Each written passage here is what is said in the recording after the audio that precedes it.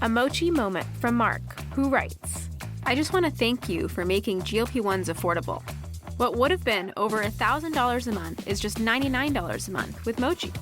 Money shouldn't be a barrier to healthy weight. 3 months in, and I have smaller jeans and a bigger wallet. You're the best. Thanks, Mark. I'm Myra Ahmed, founder of Mochi Health. To find your Mochi moment, visit joinmochi.com. Mark is a Mochi member compensated for his story. At DSW, we ask the important questions, like, what shoes are you going to wear? Whether you're prepping for wedding season, festival season, or just planning the ultimate vacay, the right shoes can make or break an RSVP. So own the moment. You've got big plans, and we've got just the shoes. At the perfect price, of course. Get ready to get ready with Designer Shoe Warehouse. Head to your DSW store or dsw.com today, and let us surprise you. Voices for Justice is a podcast that uses adult language and discusses sensitive and potentially triggering topics, including violence, abuse, and murder. This podcast may not be appropriate for younger audiences. All parties are innocent until proven guilty in a court of law. Some names have been changed or omitted per their request or for safety purposes. Listener discretion is advised. My name is Sarah Turney, and this is Voices for Justice. Today, I am discussing the case of 26-year-old Desiree Gibbon. Desiree was murdered in 2017 over Thanksgiving weekend, about 20 minutes away from her grandmother's hotel in Jamaica. Desiree spent almost every summer growing up at this very hotel. So when she was found murdered, not only were her parents devastated, but they were also completely shocked. After taking a closer look at the circumstances, her mother is certain that the perpetrator is someone that knew her and lured her away. There isn't a ton of media coverage on this case. In fact, I'd never heard of it before I was contacted by Desiree's best friend, Valerie. She sent me an email with the subject line in all caps, murder. Her email was only a few sentences long, and basically said that Desiree was brutally murdered almost 4 years ago, that they have no answers, and that no one would help them. She also attached a picture of Desiree, who is stunning, by the way. And when I Googled her name, I was even more shocked, because Desiree was actually a model and an actress. She'd worked for MTV, she traveled the country with the Truth Anti-Smoking Initiative, she worked with the rapper A$AP Rocky at one point, and she was even on the Nickelodeon show Blue's Clues. People flew in from all over the world for her funeral, yet no one is talking about her case, or the insane and frustrating circumstances around it. To be honest, I wasn't able to gather much from the little media that is out there on the case. Most of the coverage stops just a few months after she was murdered, and what is available has a lot of conflicting information. So I connected with Valerie as well as Desiree's mother, Andrea, to help finally tell her story in the most complete way that I can. This is going to be one of those interview-heavy episodes, but with so little information available to the public, I can't think of anyone better to help explain this extremely tragic case. This is the case of Desiree Gibbon. Desiree was born on October 13, 1991, in Queens, in New York, to her parents Andrea and Gary Gibbon. For Andrea and Gary, love came fast after meeting in a mall in New York. Just a year later, Desiree was born. Here is Andrea talking a bit more about Desiree's upbringing and the amazing life that she led.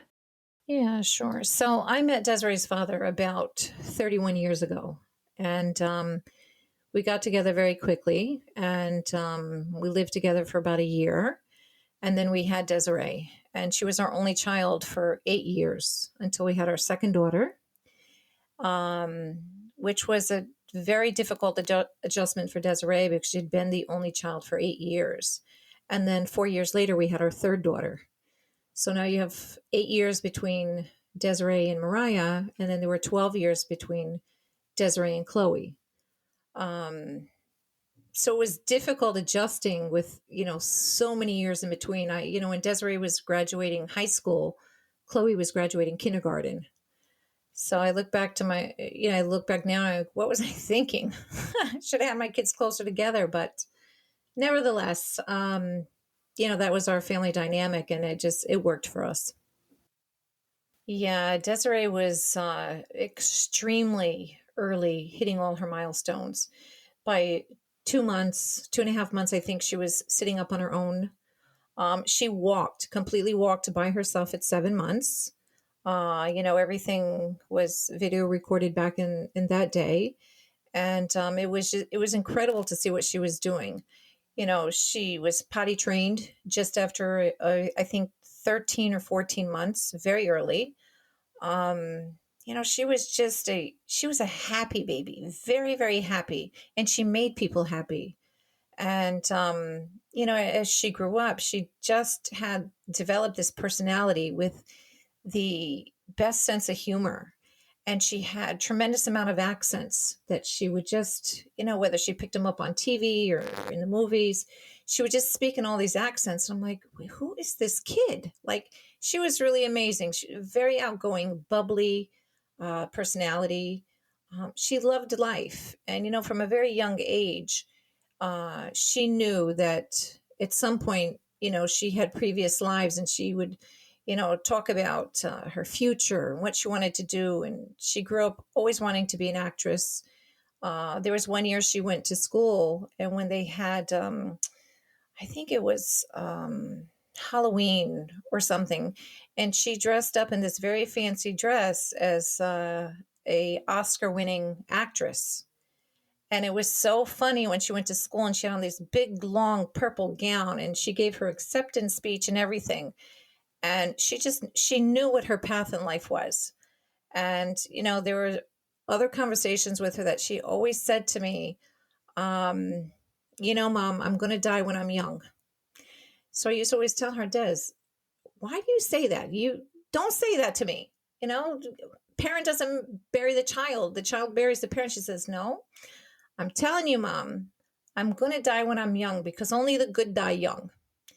So then, of course, we laugh it off, and I'm like, this kid is crazy. And she would tell me all the time, got to be ready, Mom. And she even told me it was going to be tragic. She said, I don't know what, maybe a car accident, but I don't really think so. But I'm telling you, Mom, it's going to be tragic. Well, who could prepare for the tragedy that we faced with her being brutally murdered in a whole other country? And I'm just beside myself, even to this day. I'm sure. Yeah. My goodness. I mean, and I'm sure you didn't put much weight into it then. You're like, okay, whatever. Like, she's having this, Marilyn Monroe type of aspiration to be this, actress that never gets old type of thing. That's kind of how I guess I would take it. Yeah. That's exactly what it was. And you don't take it, that it's what's really going to happen. So I don't know what she was able to foresee, or but that was just her personality. And she just knew fame and fortune was on her horizon, and she wanted to make a difference in the world. But as she aged, as she got a little bit older, she realized there were bigger issues in the world. And she kind of shifted from wanting to be in front of the camera to wanting to be behind the camera to tell people's story. She would compare herself to wanting to be like Anthony Bourdain. And she wanted to do that. She wanted to travel. She wanted to visit as many cultures as she could. But she didn't want to go to the touristy areas.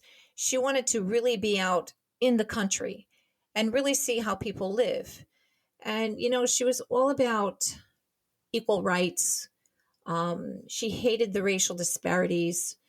Desiree did identify as being Black because, I am white and her father is Black of Jamaican descent. And, even with her being a light-skinned girl, she says, I know I have more opportunity than somebody with a darker skin color, and it's not fair. So she would fight for equality. Yeah. So she really had her own platform of kind of what she wanted to do in life. As a baby, she did a lot of print work, modeling clothes. And I can remember one photo shoot we went to, and we drove from New York City. We live in the city, and we drove to Connecticut to this huge mansion that like these places rent out just to do photo shoots. And she was doing this catalog, and it happened to be of Mexican attire, clothing. And when she put on that little dress and the little sandals, and she was just standing in front of the camera and she was doing this dance, I was shocked. And it was so funny. I could not contain myself that they actually put me out. They said, "You're too distracting." But she was so cute, and I had never seen her like behave like this in front of the camera, but she knew this was exactly what she wanted to do. So she did a lot of print work. She did a lot of modeling. She did Blue's Clues, that Nickelodeon show when she was little. And then growing up, she did a lot of work for MTV. She was on Hip Hop Stars, where she won that episode, and I think she won like $4,200. She met all the stars. She was very lucky in life. She was very, very lucky. Yeah, I mean, and it seems like she was very talented too. I mean, if she just knew how to open up like that to the camera, that's certainly a gift. She really was talented, and she was hungry. She was just very hungry for experiences and culture. And just after high school, she had decided to go volunteer in Brazil. So she hooked up with this agency, this volunteer agency, and she ended up going to Brazil, and she went by herself. She planned it. She paid for it. She took care of everything. So she went down there and she spent about, I want to think it was 3 months, and she taught English. She taught soccer. She even taught herself how to speak Portuguese. So Desiree was actually trilingual. She spoke English, Spanish, and Portuguese. And, she loved being in Brazil so much that she'd go back every summer after that for a couple of summers. All her friends went with her down there. Like Valerie went with her, her other friends went with her. So I think, did Valerie go? I don't remember if she went there, but she did travel with Valerie to other places. But she traveled all over. She was really a world traveler. She'd been to Brazil. She'd been to Greece. She'd been to Colombia. She went to all 50 continental U.S. states because she worked for the the No Smoking Initiative, Truth. And so she went on tour with them for a summer. And basically, they just traveled to continental U.S. and they went to different concerts and different events. And they'd set up and they do, games and raffles and give away T-shirts and no smoking stuff. And she'd be on the microphone a lot. And, they would set up stage and break down stage. And she did that for an entire summer. And then after that, she would do other gigs for them throughout the year, like travel to colleges. She went to the Black colleges and they would speak there and they would talk about not smoking or smoking cessation. And, she just loved it. She just loved it. Yeah. I mean, it just seems like she had such a a very short life, and obviously very tragic that it was cut short, but a very full life. She did. She probably lived 3 times more than most people. She's done more than most people do in one lifetime. She probably did in 3 lifetimes. But that was her. She wanted to be out there, and she really wanted to make a difference in the world. And, sometimes I sit and think, and I'm like, wow, it's, to me, she was searching for her fame and fortune, but little did she know, she already had it, right? We can't sometimes see what's in front of our own eyes. But her fame and fortune was already there just by the person who she was. And it saddens me now to think that her murder is going to be the object that changes the world.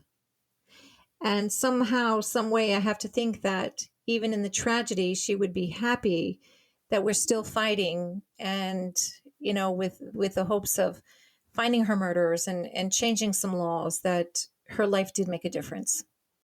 Desiree's best friend Valerie was also able to give me a bit of insight into their friendship and their life in New York together. Okay, so I've known Desiree my entire life. I'm 30 years old. Me and Desiree met when we were 5 years old. We went to the same kind of school, like elementary school. So we've literally known each other from like age 5. We could be together all day, but it just wasn't enough. Even if we spent the whole day together, it's always like we wanted more with each other. She was just like, there's like no word I can even think of. Like, she was just amazing. She was just so nice, so funny, very, very funny. We definitely always had a good time. Desiree was very, very popular. So she had friends from literally all walks of life. So I'm just her best friend. Like, I've been her best friend her entire life. But she has friends from literally punk rock bands, friends from college, friends from here. She has friends from all over. So like right before she went to Jamaica, yeah, she was just doing really good. She just definitely wanted some change. So that's why like she planned that trip. She just wanted like something different. And I'm sure her mom told you like they had like a bed and breakfast down there and like family down there. So that was like one of the main reasons she wanted to go down there as well. As Valerie mentioned, Desiree's paternal grandmother owns the Gibbs Chateau Resort in Montego Bay, Jamaica. This hotel is 3 stories and has about 15 rooms. So it's not terribly large, but they were able to accommodate Desiree and give her a room for the month that she planned on staying in the country. It was an area that she was extremely familiar with, and she had some family that would be able to keep her company. So it seemed like a great place for her to get away. So many media outlets reported that Desiree went to Jamaica to look for work or to actually do work for her friend's record label. But that wasn't the case at all, according to Andrea. Yeah, so Desiree went to Jamaica because I think she was really trying to figure out what to do with her life. She's realized that she wants to be on the other side of the camera. She wanted to go to film school in Europe, so she had already researched it. She found the school, she knew the cost. One of her best friends from college had just gotten married. Some of her friends were starting to have children, and she kind of felt stuck. Like, I'm 27, she's married, this one has a kid. What am I doing with my life? So she had been to Jamaica many summers in the past. And again, a lot of the times her friends went with her to Jamaica because her grandmother did have a hotel down in Montego Bay. So she would go down there and stay. So she said to me after she returned from this wedding that her friend, just having gotten married, she said to me that, Mom, I need a break. I want to take a break from my boyfriend. I want to take a break from the family. I want to take a break from my friends. And I just want to get my head straight and I want to figure out what to do in life. So she says, I think I'm going to go to grandma's and I'm going to stay for like a month if that's okay. So I said, you know what, Des, do whatever you want to do. You're grown.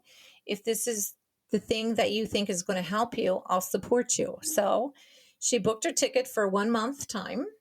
And she went down there just with that. And then when she got there, she said, Mom, I hate that you keep sending me money. And I said, Desiree, you're in a foreign land. I'm going to make sure you have money to buy whatever you need at any time. Don't worry about that. And she says, yeah, but I don't like taking your money. I said, you're not taking my money. So she's, living in New York, she had been a waitress. She'd been a bartender. So when she was down there, she says, you know what? They have all these touristy clubs here. She says, maybe I'm going to get a job. She says, I'm here for a month. I'm not doing much other than hanging out. I can hang out, make money. I'll save whatever money I'll take, buy whatever I need. And if I make any money, I'll save it towards film school. And there was one international club down there called Margaritaville. She says, I want to try to work at Margaritaville because I can always transfer from here back to New York and keep a job. So she was kind of thinking forward, like what she would do. So I said, well, I would prefer you not to, but I'm not going to stop you because you're going to do what you want to do because that's how strong-willed she is. But she was just adamant about having her own money instead of taking money from us. And it didn't pan out. I mean, she went on some interviews, but it never really panned out that she would take a job because I guess it was a little rough down there. So she did not go to Jamaica looking for work. That's the misconception. She had decided after about a week and a half of being there that maybe she would look for work. And again, it wasn't so easy because, it's a foreign country and there's a lot of red tape and, you need, like we have social security cards here in the States. They have a work ID number or tax ID number or something that she would have to apply for, which she was in the process of doing. But she didn't go down there to look for work. She went down there really to figure out life. And that's where she decided it was going to be film school for her starting in September. Desiree lands in Jamaica near the end of October in 2017, planning on staying for about a month before returning home to Queens. During this time, Andrea was in contact with Desiree almost daily, not only because they were extremely close, but because Jamaica isn't the safest place to travel. In fact, in 2017, the same year that Desiree was murdered, Forbes named Jamaica the third most dangerous place in the world for women to travel to. But Desiree understood the dangers and the precautions that needed to be taken. Not only had she traveled to Jamaica several times, but she also traveled all over the world. So it's not as if this was her first time out of the country and she was blissfully unaware of these things. Here is Andrea expanding on this. Right. And, she did travel a lot. She went to Greece and she wasn't in the touristy area, but one of her best friends from high school, somebody was getting married there. One of her best friends is Greek. So, she traveled with them to Greece and it was, out in the country. It wasn't in the tourist spot. And, she had a great time and she learned a lot about the culture. She went to Colombia with Valerie. They jumped on a plane and they said, okay, let's go to Colombia. Colombia can be a very dangerous area as well.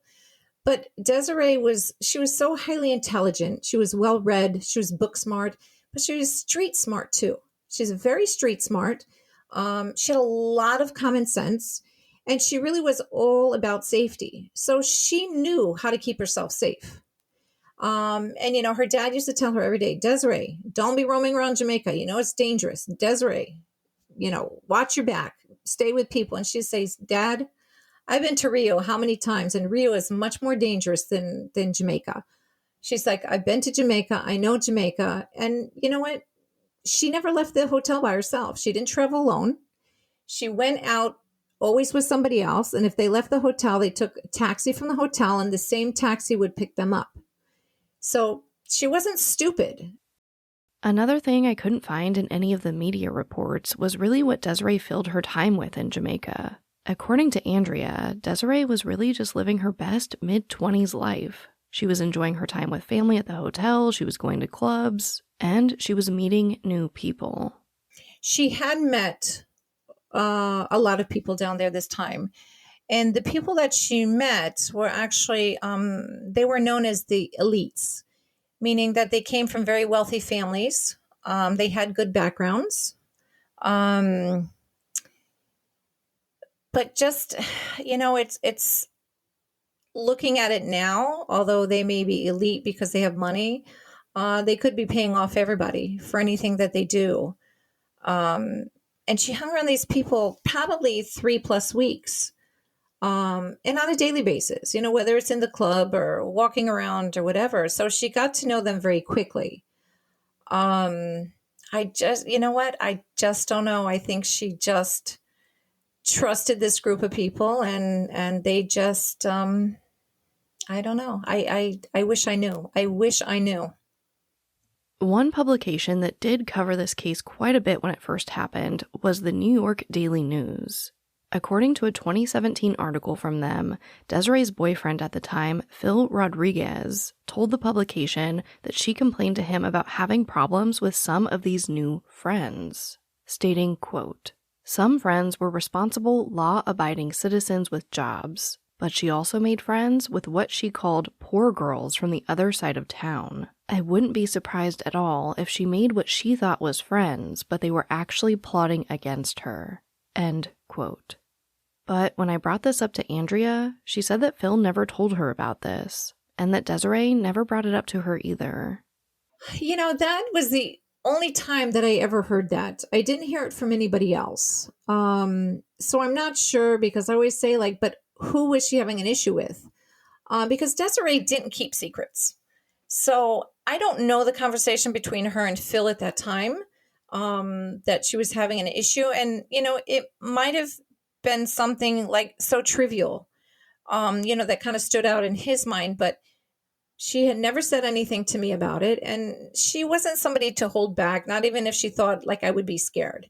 She'd be like, oh, Mom, this girl did this and that. And, I would give her advice or, kind of tell her what to do and how to avoid situations. So that never came up. That was actually the first time I ever heard that, is when he said that. Phil appears to be the only person that Desiree reported having issues with someone in Jamaica too, and I wasn't able to find any further clarification about this. I mean, I can absolutely see things coming up with really anyone. Someone says something you don't like, maybe they act kind of funny towards you, and you talk it out with your boyfriend.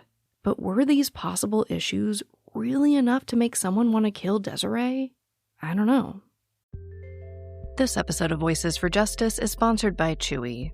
If you have pets, you probably know about Chewy, and you also know that when they say that they have everything you need to keep your pet happy and healthy, they're not messing around. To keep them happy, Chewy has over 100,000 products from all the brands my pets love at prices I love. To keep them healthy, Chewy offers pet prescriptions, pet insurance, telehealth vet visits, and they're even rolling out vet clinics across the country. I've been shopping with them for a very long time. And in addition to the auto ship feature that gets the dog's food to them every single month, I also love to experiment with different treats. But I'm a bit picky. For me, it has to be high quality with simple ingredients. I recently picked up treats from Shepherd Boy Farms that are 100% just chicken breast. Popcorn and Heber are already obsessed.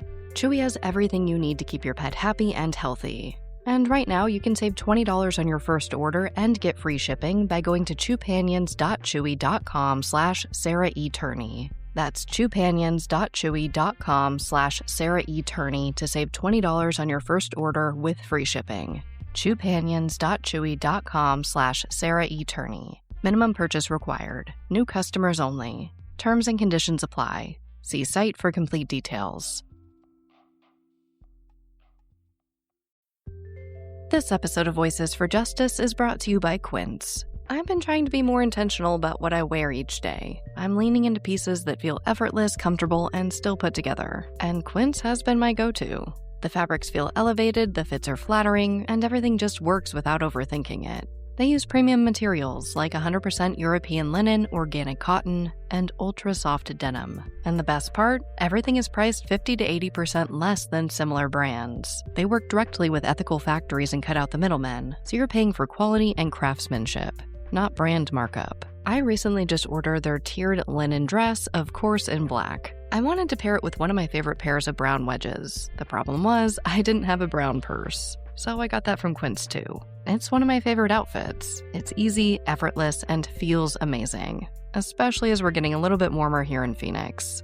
Refresh your everyday with luxury you'll actually use. Head to quince.com/justice for free shipping on your order and 365-day returns. Now available in Canada too. That's QUINCE.com/justice for free shipping and 365-day returns. Quince.com/justice. So Desiree spends a few weeks in Jamaica hanging out, meeting new friends, and deciding what she really wants from life. And then it's Thanksgiving Day.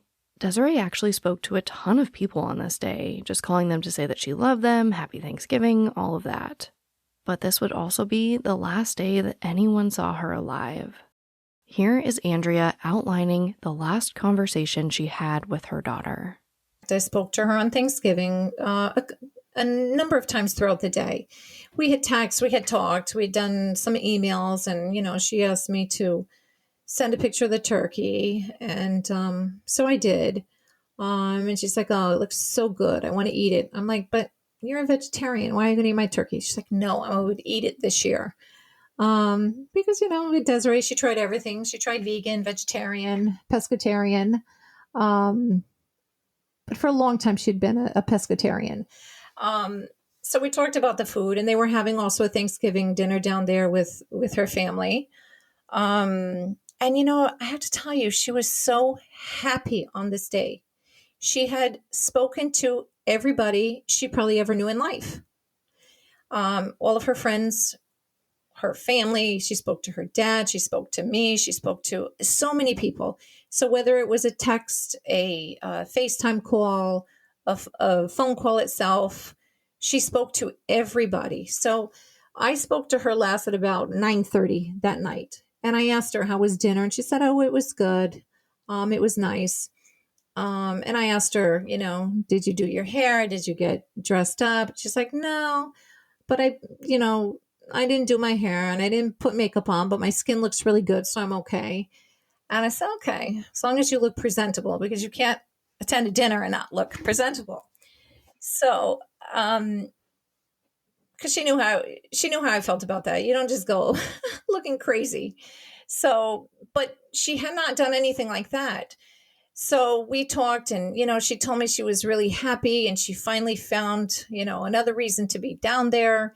She had spoken to a friend here in New York, and her friend had just started a record label.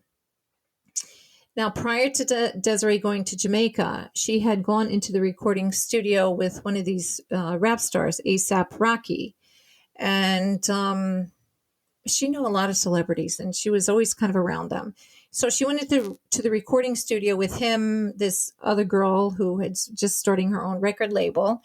And, Desiree called her on Thanksgiving to wish her, a happy Thanksgiving. And she says, oh my God, it's like, it's my birthday today. And you're just calling me out of the blue. And so Desiree's like, oh my God. So they spoke for a while, and she told her, I'm really serious about my record label. I'm starting to do work. And Desiree said, oh, I'm in Jamaica right now. So the girl was telling her, well, listen, if you scout talent there, we'll sign them and it'll be your act. So Desiree's like, oh, that's really exciting, because again, Desiree had a lot of talent and she could spot talent with one eye. She was that good. So she's like, oh, Mom, maybe I'm going to do this. I'm going to start looking, when these guys are playing in the clubs, I'm going to see if anybody is good enough. She was just so happy that day. She was people watching. She said, I'm watching the neighbors across the street. She's like, I think they're Puerto Rican and they're doing bird calls right now. And she's like, I really want to be their friend. They're like amazing to just watch. So she was very big on people watching too. And she was just happy. And we hung up about 9:30. I told her I would talk to her later. I loved her. And we just that was the end of the night for us. I did not know she had plans to go out, because I don't think when I spoke to her at 9:30, she had any plans to go out. I don't think that was on the agenda, because again, hair's not done. No makeup is on. She's not dressed. She's got on shorts and a t-shirt. But Desiree does go out, at least out of her room. We know this because the hotel had security cameras that captured Desiree peeking her head out of her room several times. She then talks to the guard and eventually leaves her room altogether. Luckily, because this was Desiree's grandmother's property, Andrea and Gary were able to view the footage for themselves. And I do want to talk about the surveillance that caught her, because I have also seen conflicting reports about that. I understand that she left her room with basically her American cell phone, which would have no, it operated off of Wi-Fi, and she just left with her cell phone and her room key. Is that correct? That is correct. She didn't have $1. She didn't have a bank card. She didn't have a credit card. She had nothing. She didn't have a purse, no ID. So she wasn't going anywhere.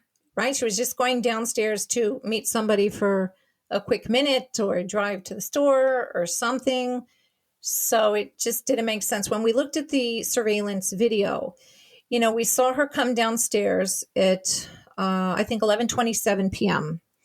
She had on, shorts. She had on flip-flops. She had on a midriff t-shirt and a white bandana on her head, and her cell phone in her hand. And you could see her cell phone was lighting up, and she'd been talking to somebody or texting or something. And she had said to the security guard, actually at that point, she was just speaking to him. And then she went back upstairs, because she keeps looking out the door and there's nobody there. She went back upstairs. And then she came down at, I think, like 3 minutes later. The only difference in her attire is that she had put on a pair of clear sunglasses on top of her head as an accessory. Everything else was exactly the same. Still no purse, still the bandana, same shorts and t-shirt. And she walked down. You could see her with her cell phone in her hand again. And you could see her look at the guard and say something. And from what the guard reported was that she said she'd be right back. And then she looked out the door, and then she walked out the door to the end of the driveway, and then she made a left. And after she made that left, she was never seen again. Okay, so the surveillance, when I read something, it said there was surveillance of her on a road. Is that just the driveway to leave the inn? It's not even a driveway. It's more like a very small parking lot. Okay. Yeah. So she was not observed on any road walking anywhere because none of the street cameras, according to the police in Jamaica, were working. Oh, not a single street camera. No. Interesting. Conveniently. Mm-hmm. It's, yeah, unfortunately, usually convenient like that. But yeah, I mean, if she's sticking her head out every so often and her phone's lighting up, it definitely seems like she's meeting someone. I've looked at some things online. I was trying to get a better idea of this inn. I've seen it called a bed and breakfast. I've seen it called a hotel. Would this be the type of place where you could just take your room key and walk down to a bar and charge things to your room so she wouldn't need her wallet?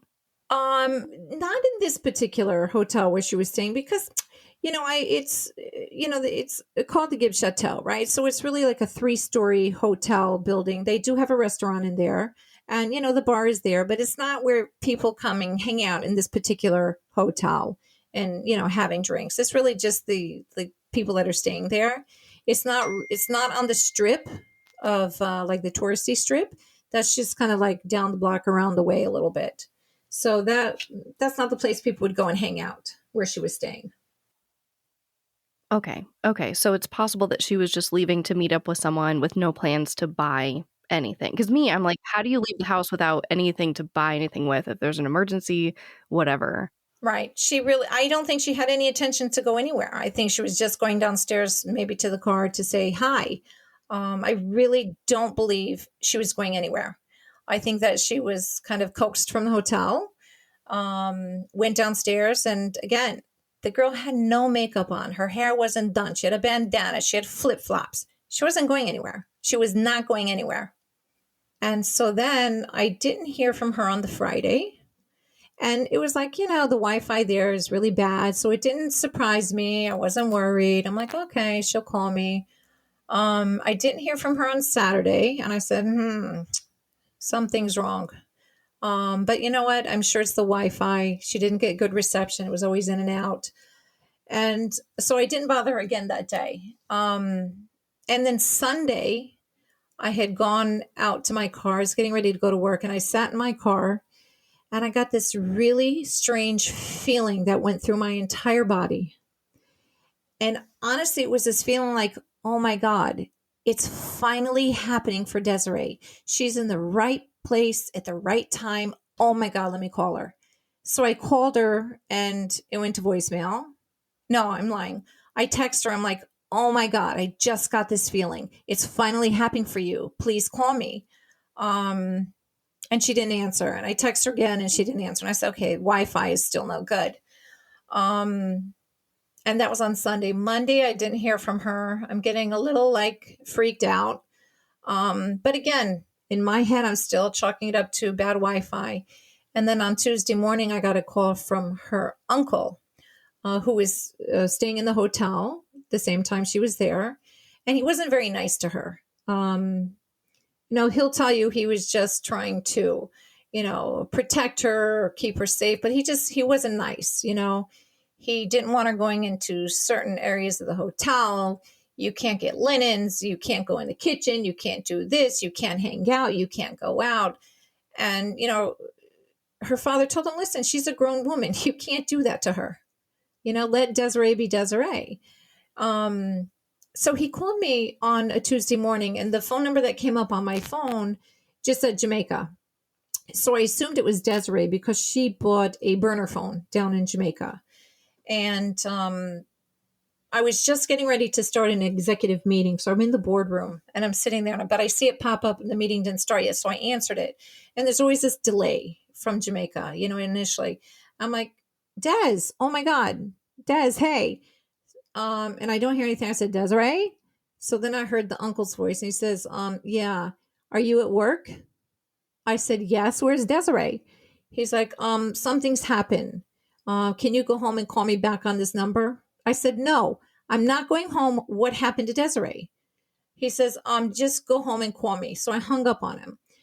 So then I text my husband and I'm like, your brother just called me. Where is Desiree? What is going on? About a minute later, my husband calls me and I just sent it to voicemail because I'm in this meeting at this point. And then he texts me and he says, my mother told me, wait, let me think, how did he phrase it? He says, my mother just told me they killed my daughter. And I'm sitting in this meeting and I don't know what to do. I'm looking up and all I'm hearing at this point is blah, blah, blah, blah, blah, blah, blah. I remember looking at my boss and I said to her, "Can I see you outside for a minute?" And she's like, "Yeah, sure." Because I'm looking at my phone from under the table, so nobody knows I have the phone. And I remember walking out in the corridor with her telling her, "I have to leave. I have to leave right now. I have to go home right now. I have to go." And she's like, "Well, what's the matter?" I said, "I just have to leave. I have to go. I have to get out of here. I'm leaving." She's like, "What is the matter with you?" So I showed her my phone. And she about fell out herself and she ushered me into my office. And she says, "Call your husband." So I call him. And I knew as soon as I heard his voice, he's screaming and crying. And I told him, "This better not be true." And I guess I went crazy because I said, "If this is true, I'm going to kill you. I'm going to kill your mother. I'm going to kill your father. I'm going to kill everybody in Jamaica. Where's my daughter?" And my boss ended up slapping me. And she's like, "Stop it." I'm like, "Oh, wait. Okay, sorry. What is going on?" He's like, "They killed her. They killed her. They fucking killed her." So I'm like, "Oh, my God. Oh, my God." So I still don't know what to do at this point, right? And I'm like, "Where are you at?" He's like, "I'm on my way to my mother's." I said, "Okay, I'll meet you there." So I remember going to his mother's. The detective called me from the house there. And I remember looking at his mother was there, his father was there, and the maid was there. And they put me on the phone with this detective, and he's, nonchalant. I'm like, "Hello?" He's like, "How are you?" I said, "Don't ask me how I am. What is the matter with my daughter?" He says, "Well, what have you been told?" I said, "They told me she was murdered. What happened to her?" He says, "Yes, we found her on the side of the road in a bush with her throat slit." Sarah, I almost died. I just from there blacked out. I don't know. Next thing I know, I was sitting in my car, screaming and calling my dad and calling my sisters. And I don't know. And since then, it was crazy and there was nothing in the news about it. And it was actually a reporter in Jamaica who called the Daily News in New York to say to them that an American was murdered down here. Why is nobody reporting on this? So they gave the details. And then before I could even get home, every news station was outside of my house wanting to do interviews. And I mean, when I say every news station, there's about 10 of them all waiting in line. And it was overwhelming for sure. And her friends started showing up one by one. And then we had a crowd here. And it was just it's still very unreal to me. Insurance isn't one size fits all. That's why customers have enjoyed Progressive's Name Your Price tool for years now. With the Name Your Price tool, you tell them what you want to pay, and they'll show you options that fit your budget. So whether you're picking out your first policy or just looking for something that works better for you and your family, they make it easy to see your options. Visit Progressive.com. Find a rate that works for you with the Name Your Price tool. Progressive Casualty Insurance Company and Affiliates. Price and coverage match limited by state law. What they did to your family, you're lucky to make it out alive. Streaming on Peacock. These men are going to come after me. Taking them out is my only chance. Put a bullet in her head. From the co-creator of Ozark. Looks like a family was running drugs. Execution-style killing, it's rare for the Keys. Any leads on who they might have been running for? The cartel killed my family. I'm gonna kill them. All of them. MIA. Streaming now. Only on Peacock. Desiree Gibbon's body was found on Sunday, November 26th at approximately 7:30 in the morning. She was found by a groundskeeper about 20 minutes away from the hotel in some bushes along a desolate patch of road. This area basically has this road and a few abandoned apartment buildings. She was found fully clothed, but was missing her sunglasses, cell phone, and one flip-flop. Unfortunately, it seems that Desiree's death was pretty brutal. Her throat had been cut so deep that it nearly decapitated her. She also had bruises on almost every area of her body, as well as defensive wounds from the blade on her hands and arms. However, there wasn't a large amount of blood at the scene, so this leads investigators to believe that Desiree was most likely killed somewhere else and then transported to this area. Due to the nature of her injuries, Andrea believes that her daughter's murder wasn't random, but extremely personal. If they had called me from Jamaica And if they had told me, your daughter was just killed, she was hit in a crossfire with a bullet. You know what? I can understand that. It doesn't make it easier, but I have a reason, right? She was wrong place, wrong time. This, I don't have a reason. Somebody like virtually, they just cut her head off, right? They cut her from ear to ear and severed her spinal cord. They decapitated her. What was the reason? Like, that's a brutal crime. And what they say is that when they usually cut your throat, it's to shut you up. So did she learn something? Did they ask her to do something and she refused to do something? I don't know. But it was personal. Whoever killed her, it was a personal issue, and she was not sexually attacked. The autopsy showed that, there was no sexual anything on her.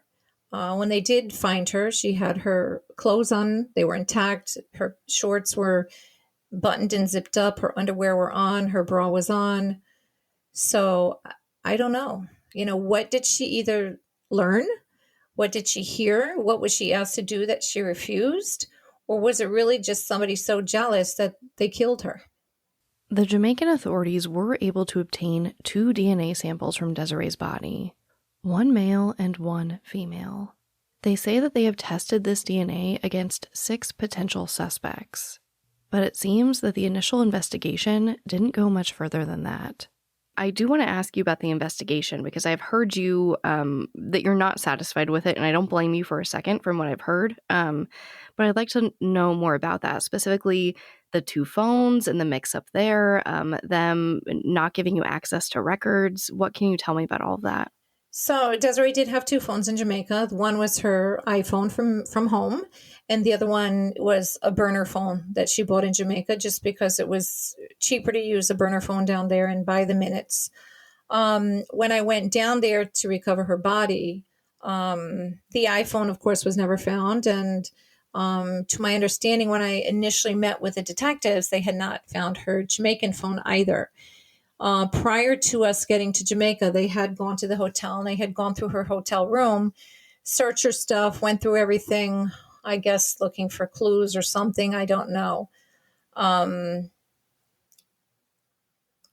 didn't go back into her room until the day we were actually leaving Jamaica, which was like, I think, a Sunday morning, and which is when I went in to go start packing up her room.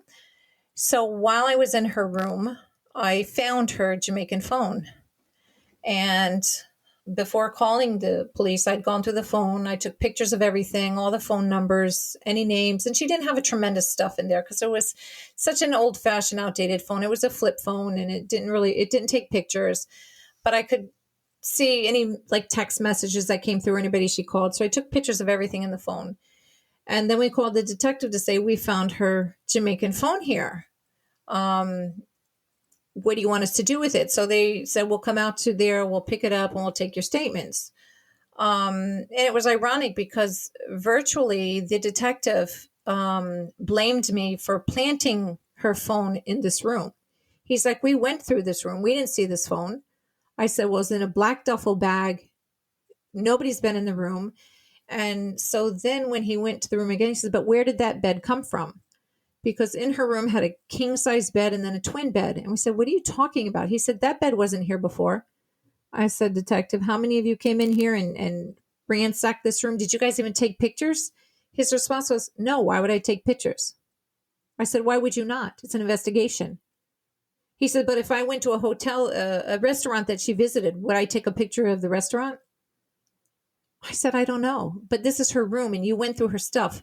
3 of you guys came into her room. Why would you not take pictures?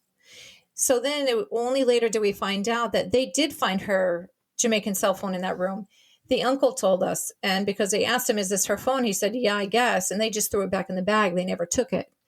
So then we turned over the phone, and then, for it to be analyzed in Kingston. So it was on the 1-year anniversary of her murder that my husband and I went back down there.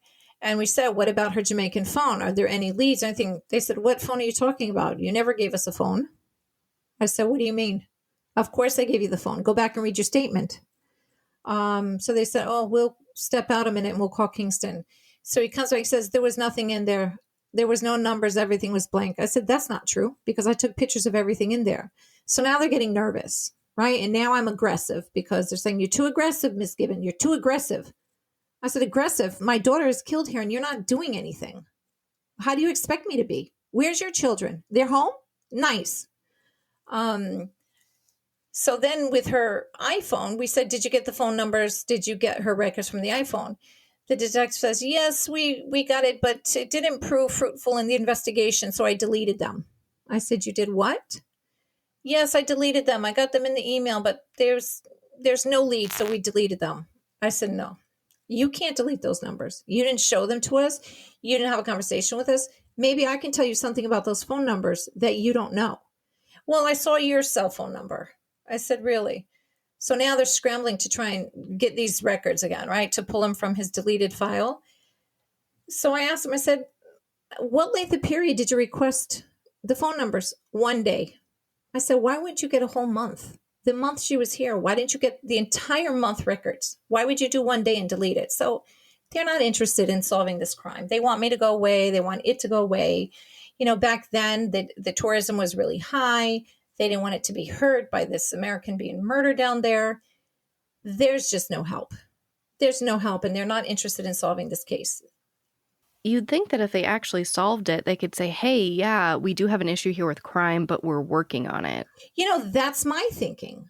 But the way that the Jamaican people think is that if they solve it, people are going to stop visiting Jamaica because they have to admit that they have a problem.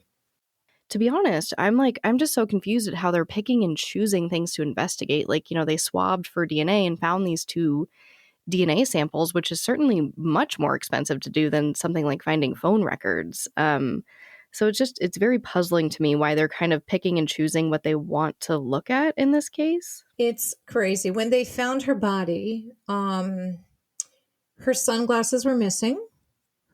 1 flip-flop was missing. They did find 1 flip-flop, and they actually took that flip-flop back to the hotel when they were going hotel to hotel to try and identify her, know somebody who could identify her.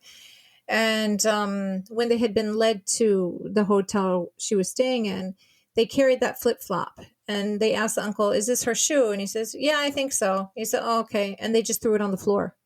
Don't you think they'd take the flip-flop for evidence? Swab it, something? Nothing. Absolutely not. I picked up the flip-flop in a plastic bag. I have it here. And I'm like, you guys, and I asked them, don't you want to swab it? Things are done very different in New York than they're done here. I said, okay. Did you swab the flip-flop, sir? I said, because I have it at home in New York. You didn't turn it in as evidence. Why would you bring it here and drop it on the floor? Like, there's just no rhyme or reason. They don't want to solve this crime. They don't. And, you know, the year she was killed, in Jamaica, it's a very small island, 1,604 people were murdered. And shortly after she was murdered, they went on to lockdown in the area where she was murdered. And they had the National Guard there, standing on every corner with rifles. And they had curfews in place. And that lasted for a few months, longer than a few months, maybe 6 months. I don't recollect exactly how long. And then they kind of stopped it. And all the people said, no, we want this back in place. We don't feel safe. So they put the National Guards back into place again. Because I know even at our 1-year anniversary we went, the National Guard was still in place. Wow. Yeah, I did read something about that weekend, which I know it kind of goes into the week too, but that she was one of, like, I think either 11 or 13 murders just that weekend. Yeah, she was. And you can't get the FBI involved because until the Jamaican authorities admit that they have a problem solving a crime, they're the only ones who can invite the FBI into the country to help them solve this crime. And they won't do it. That was my next question. It was, you know, why isn't the U.S. intervening in any type of way? I've certainly seen it in other international cases like that. I just covered the Amy Bradley case, you know, over in Curacao. And yeah, so, I mean, it's just, I feel so terrible. And they won't release any records to you. Val, when she emailed me, said that you guys had trouble getting records. Yep. They won't give me anything. Nothing. They won't even give me updates. I don't answer emails. I don't answer text messages. They just want me to go away. So is that where the case is at now? Basically, I know that they've done, sorry to go back for a second, they've done DNA swabs and comparisons to 6 people. Is that my understanding? That's what they're telling me. But again, they can't produce records for me. They don't show me anything. I said, I'd like to see the results. Show me something, because I don't think you tested anybody. And they won't. They just refused. And again, I don't know who to turn to. They're telling me here, right to the senator of New York. Well, I did that. We spoke to everybody here, and we couldn't get any help here either from the New York side. So I'm like, there's no handbook that if your daughter is murdered abroad, what to do, who to call. There's no handbook. So you just feel like you're fighting this fight alone. And, people tend to go on and live their life, and I get it. But you know what? I'm still stagnant. I haven't passed that day. Yes, I get up. Yes, I go through the motions. But I'm still very much on that day back in 2017. Like, I want my kid home. This episode is brought to you by Netflix's Remarkably Bright Creatures. What if a Pacific octopus held the key to a mystery that could heal your heart? Well, that's Tova's reality. An elderly widow working at an aquarium. Tova forms an unlikely friendship with the curmudgeonly Marcellus, whose remarkable intelligence leads her to a life-changing discovery. Remarkably Bright Creatures is now playing, only on Netflix.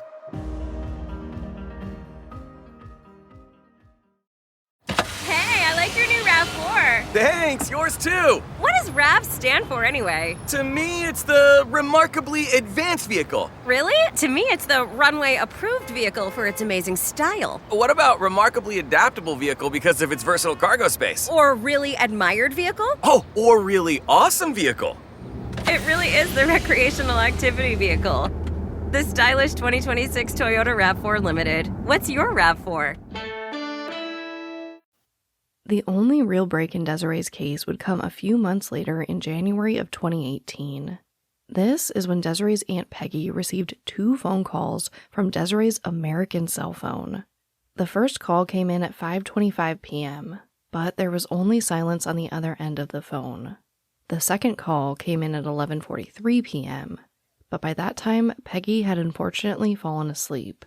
When she tried calling back the next day, the number didn't work. The Jamaican authorities told Andrea that they tried looking into it but couldn't find anything. This could be the key to finding out who killed her.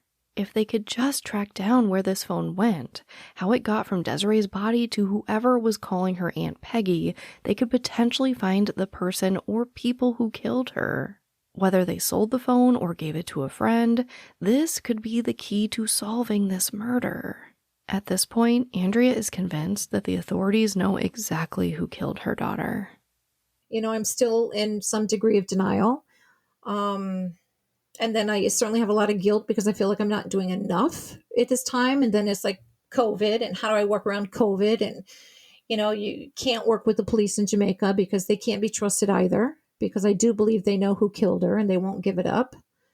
So it's just, there's no help. For somebody like me, there is no help. I don't know who to turn to. After feeling blown off by the Jamaican authorities, Andrea turned to private investigator TJ Ward for help. TJ Ward is a pretty well-renowned PI, most notably having worked on the Natalie Holloway case. But if you go to his website, you can find pictures of him with Diane Sawyer, Nancy Grace, Larry King, and more. Desiree's case is listed on his website, but unfortunately, Andrea and her family ran out of money pretty quickly, and are currently saving to be able to pay to fly him out to Jamaica for a full-blown investigation. He's actually a renowned investigator. He worked on the Natalie Holloway case, amongst many other cases, and he's currently working cases as well. And, he's come to New York on a few occasions. We've met, we've talked, we've done fundraisers, but the fact of the matter is it's a lot of money. Before he can even go into Jamaica, he needs $25,000 up front. Well, I don't know many people who have $25,000 in their account just to say, here, I realize you may come back with nothing, but let's take a chance. If I had it, I'd do it for sure, because even a chance, I would go for it. But nobody has that kind of money. So it's a matter of trying to keep the awareness out there and figure out, how do we raise the money to get somebody to go down and be the voice for us, because my voice is not loud enough. Apparently it's not strong enough. And maybe it's too personal to me, that they feel attacked by me and they just tell me I'm aggressive. And, I should relax. And, you don't want to hear those words. Don't tell me to relax because your child is alive and healthy. Mine is dead. This November marks 4 years that Desiree has been gone. Her death has left a huge hole in the hearts of her friends and family. Here is Valerie discussing her frustration and the impact it's had on her. Exactly. It's just so frustrating because now this November is going to be the 4th year. We don't know why they killed her. We don't know who killed her. We have no leads. And it was such a brutal, killing. They slit her throat to the point of, she was almost decapitated. I just want people to, realize this. And it's just this is just insane that nobody wants to help or is even attempting to help. It's it's on year 4 and I'm still not over it. I've just got with her death, I've just gotten so much more anxious. I won't walk to a car by myself. Things, it's just I'm not even the same person anymore. This has changed me completely. I don't think her mom even realized how much of an impact she had on some of us as her friends. Obviously her immediate family is obviously going to be the most heartbroken. But for us, as some of her friends, this has really, really affected us so really badly. As a way to commemorate Desiree's memory, Andrea has petitioned for her street to be renamed Desiree Gibbon Street. So far, every one of her neighbors has signed off on it. And the decision will be made in October. She's also working to create Desi's Law, a law that would help U.S. authorities aid in international cases involving missing and murdered U.S. citizens. God, there's so much to say about Desiree, but it's really just that, it really was, such a precious life taken way too early. And she really was destined for greatness. And, as I previously said, it's just, to me, is sad that her greatness comes as a result of her murder. And although we haven't reached that greatness yet, we will at some point. But, it takes a village. It really does. It takes a village, the community, the nation. We have to stop the violence against women. And being murdered abroad makes it so much harder because we have no rights in their country. And those are the kind of things that I'm kind of looking at. And, my goal in the future is to help people as well. In particular, issues like this, like what I'm going through, those that are murdered abroad, because it's not easy and you don't know who to turn to and you don't know who to ask what of. And, there's not really support groups out there for somebody like me or for my kids or my family. So, there's a lot of work to be done. And, I just miss this girl every single day. And, I feel because I haven't done enough in trying to figure out what happened to her, I have a lot of guilt over that. And I keep telling myself there's no reason to have the guilt. But I do, I do because I don't feel like I'm doing justice for her.